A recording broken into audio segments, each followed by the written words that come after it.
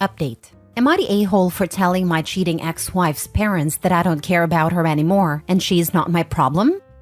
Original post. Me and my ex-wife, Mary, have been together for 7 years and married for 2. We waited to have babies because we wanted first to be financially stable, and after 2 years, we started trying to have a baby.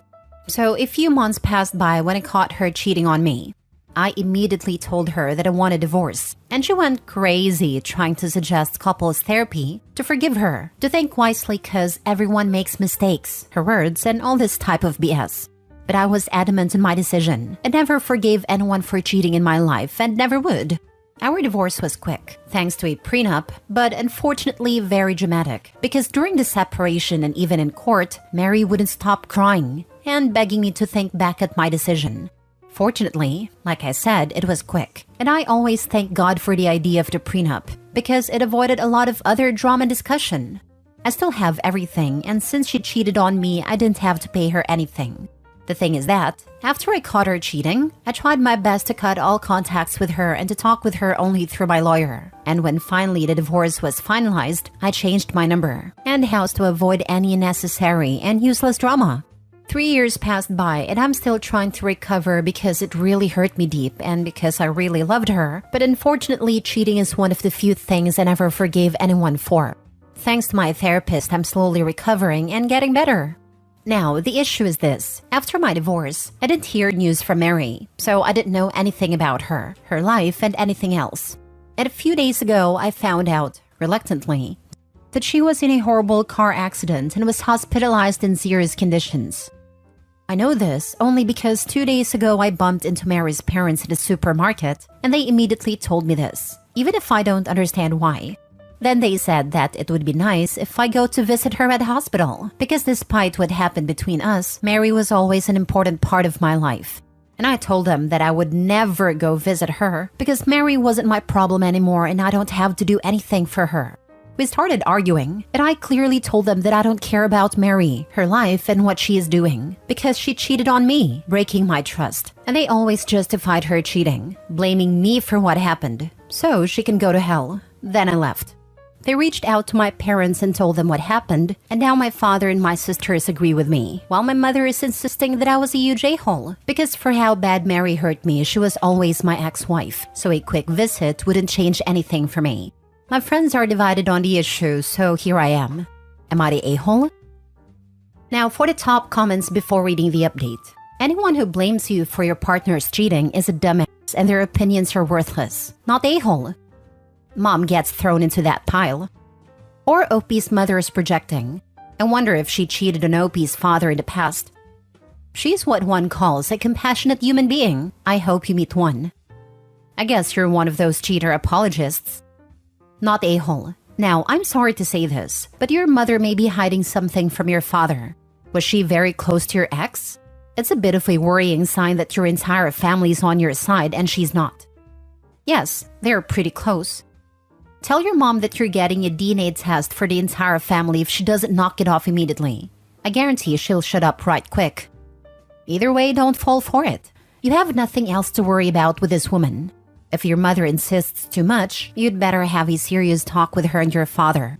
Just be careful how you speak at this moment. Mini update. I'm happy that the most of you are on my side. I don't want to say honestly that I'm extremely resentful and I hold grudges, but that's my character. The story with my ex left a mark on me, and whatever is connected to her makes me angry and resentful like I never was. Because I really loved her, and divorcing was one of the most difficult things I ever did. If on the outside I appeared tough and strict, on the inside I thought a lot about Mary and the possibility of giving her another chance. But then I think about what she did to me and how badly I was in these 3 years, and my resentment grew more and more. With Mary's parents, I had a decent relationship because they were never happy about our relationship and were always skeptical for some reasons that I don't know. And the last thing is about my mother. At the moment, I thought nothing of what she said, but now that many of you told me about her thoughts of cheaters and cheating, I'm gonna have a talk with her and my father. Because it's understandable that my mom was close with Mary, but this episode is off, and when I will have a talk with her, I will update you. So again, thank you all and you restored a bit of hope in me. P.S. I'm dating a wonderful woman since a few months, and I hope things will go smoothly. Now for the full update. First of all, I don't know if I hate you all or if I want to thank you for your suspicions on my mother's response. Right now, I'm more for I hate you all. I will try to make it as short as possible. So when a few days ago my mother told me her opinion on the issue with my ex, we were alone in the kitchen and my father wasn't there.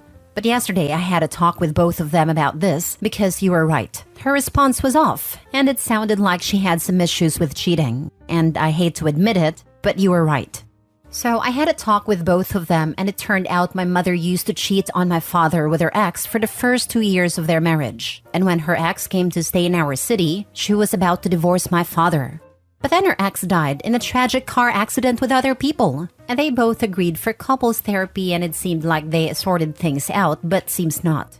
When my father learned my mother's opinion, he literally freaked out and yelled at her that she should be ashamed of her thoughts because of her past as a cheater, and because she knew how much hard work my father put in their marriage to not divorce her. My mother started crying crocodile tears, and my father knows her enough and in fact wasn't sorry for his harsh words. There was a lot of yelling and screaming, and my father told her that if these are her thoughts, he wanted divorce seriously this time. He yelled at her to pack her stuff and to leave his house. The house of my parents is my father's house legally. And after hours of crying, arguing, and shouting, she left and went to stay at her female best friend's house. I never knew about all of this, and neither my sisters, who heard my father shouting and they run down to see what was going on. And when they understood, they all went against my mother. Now the situation is this. My father is grateful to me for finally opening his eyes. My sisters now hates my mother, and my mother is blaming me for all this mess, and my family too. But how the heck is it my fault that my mother was a cheater and almost destroyed my parents' marriage? I mean, seriously? I never saw or heard once my father yelling, shouting, or being so angry at someone. And yesterday was the first time I saw him like that. My father has always been a giant teddy bear, and everyone always told me that he was the classic sweet giant, and seeing him this mad and angry like yesterday is something I never even imagined. So thanks to your suspicions, the situation is this, and it's all a freaking mess. None of that was your fault. Your mother did this to herself. Your father was trying to make it work, likely because of his kids. But to hear his wife support your cheating wife, you realized she was not truly remorseful about what she did in the past. She didn't learn anything. She had it coming. Your father is thankful for you for revealing this disgusting behavior from your mom. His choice to divorce her is on him, not you. Your mom is just mad her feelings were now forced out, but it was her that laid them out when she told you to support your ex-wife, regardless of what she did. Disgusting, worthless cheaters never truly change. Not only are they a crappy partner, but crappy human being and parents. Time to cut out the cancer. OP cut out the first one. Time for the last one and go no contact. She doesn't deserve to call herself mother after defending her son's betrayal and then betraying him directly. Your mother and Mary were cut from the same cloth. The whole cloth. Your mom is like the others. It's always someone else's fault. There is never consequences. It's never the cheater's fault. I can't tell you what to feel about your mom, but you know what your father is going through. Have you ever done a DNA test on you and your dad? I think you block your mom, and you and your dad are there for each other. I'd include your sisters as long as they don't talk about your mom. Your dad is probably destroyed with what you are going through, and he can't be strong for you. Next story. Am I the a-hole for lying to my ex and kicking her out of my house? I, 26 male, am a law school student and live in a major city. My ex-girlfriend Mindy was my high school sweetheart who stayed back in our small town to complete her degree. She moved to the city a year ago, and she lived in my apartment and she wanted her name to be added to the lease. I wasn't fully on board because she just moved here and things could happen. But she persisted, so what I did was I wrote up a sublease agreement. I knew she didn't know the difference, but she happily signed it and I kept it in my files. Today, Mindy told me she wanted to break up. I was confused because I thought our relationship was great. She said it was, but she just needed more time to be young and not tied down. Her best friend just moved to the city, and I know that's who talked her into this. I just said okay and asked her when she's moving out. She said she isn't moving out, and our agreement can be the same and she just moves into the spare room. I told her I'm not paying 75% of the rent anymore if we're not dating. I explained to her that this is now an equal roommate situation. She said she can't afford it and that she'll have nowhere else to go. I told her that's not my problem, and that she either pays 50% or leave. She said that I'm not the landlord and can't kick her out. I told her that she's wrong. I am actually her landlord, and that she didn't sign a lease agreement but a sublease, and that I have every right to kick her out. So I told her either she pays me 50% or she has 30 to back up and leave. She left the apartment and hasn't been back since. I got a text from her saying that she'll be back later to pick up her things, but that I'm a jerk for lying to her. Am I the a-hole? Now for the top comments. Not the a-hole. Or rather, you were just enough of an a-hole to make the correct move in this situation. She is ridiculous for expecting you to subsidize half of her rent for no reason after dumping you. And we know what it means that she wants to live her life in this case. It means she would be bringing home random people to hook up with at her ex's apartment. Imagine waking up to your high school sweetheart, now ex, screwing loudly in the next room. Yeah, no. Also, where was the lie? If she'd read what she signed, she'd already know all of this. Sounds like it's her fault for not reading, and she's blaming him because she didn't read. It's not his job to read it to her. What is she, 4? Not the a-hole. You were right to take the precaution, but also, did you realize her attitude with wanting to move in and get on the lease like that was a red flag? To be honest, I'm rather suspicious of the timing and her friends. It's possible she had some intent of forcing you out of that apartment and bringing her friends into it. She was entirely too quick to play the "I'm on the lease, you can't kick me" card. She probably planned to always have this as her backup plan. Is your apartment in a really good area or mind-bogglingly cheap? Because to me it sounds like she was after something and had a mind to screw you over somehow. There would have been a team strategy meeting. Her friends might have convinced her to be young and single, but she couldn't afford to live on her own, so they came up with the idea of getting on the lease, and then OP can't force her out. She was just stupid enough to think she could still do it for only 25% of the rent. Last story. Am I the a-hole for giving my brother's ex hurtful documents after his death? My brother Mark, 27 male, was married to a woman called Amanda, 29 female, but they divorced 2 years ago due to cheating on Mark's side. Mark defended himself and denied the cheating accusations and said it was an assault. But Amanda didn't believe him and said she thought it was a sick joke that he was trying to use something so horrific for sympathy.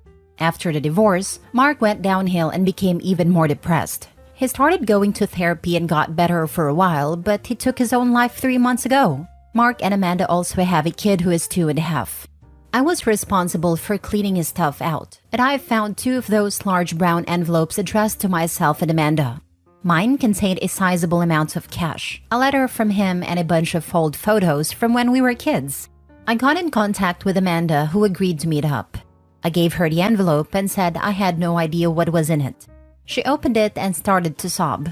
Inside her envelope was a police report, pictures of his bruises and marks, and what seemed to be a very hastily photocopied version of his kit that went into detail about his injuries.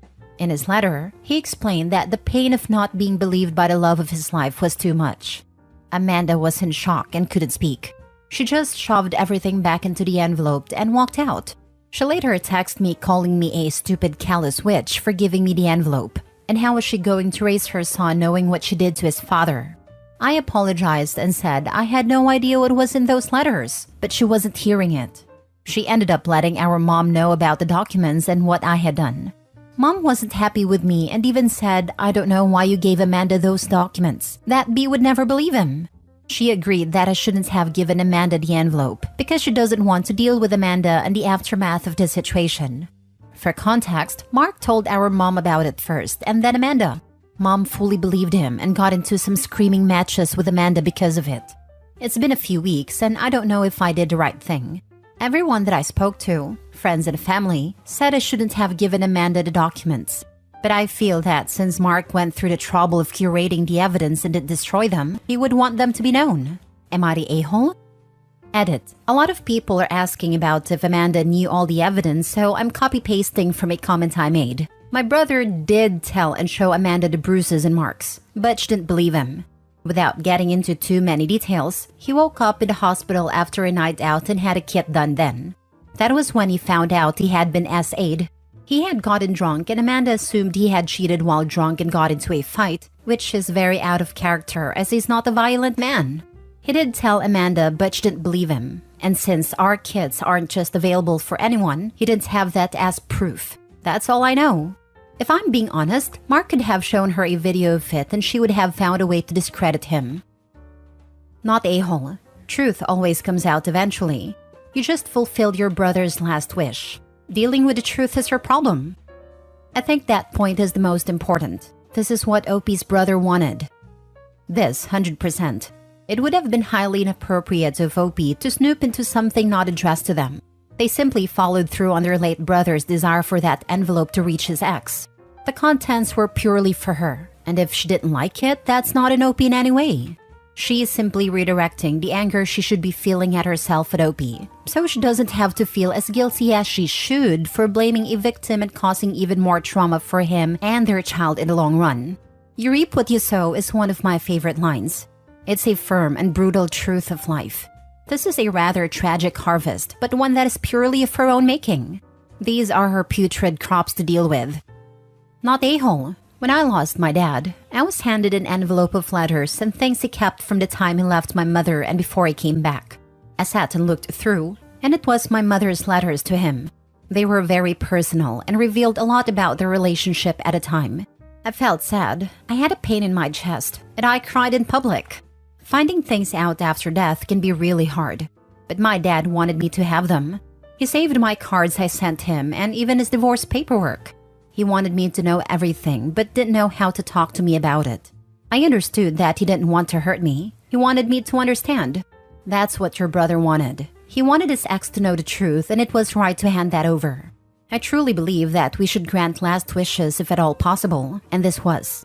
You also didn't know what was in there, so you were just following what he stated he wanted. She's angry because she's feeling guilt, and she can't yell at your brother. She had you there in front of her. She's reacting badly because she was wrong and contributed to what happened. Maybe she can't live with that, and that's why she's angry. But it's not your fault.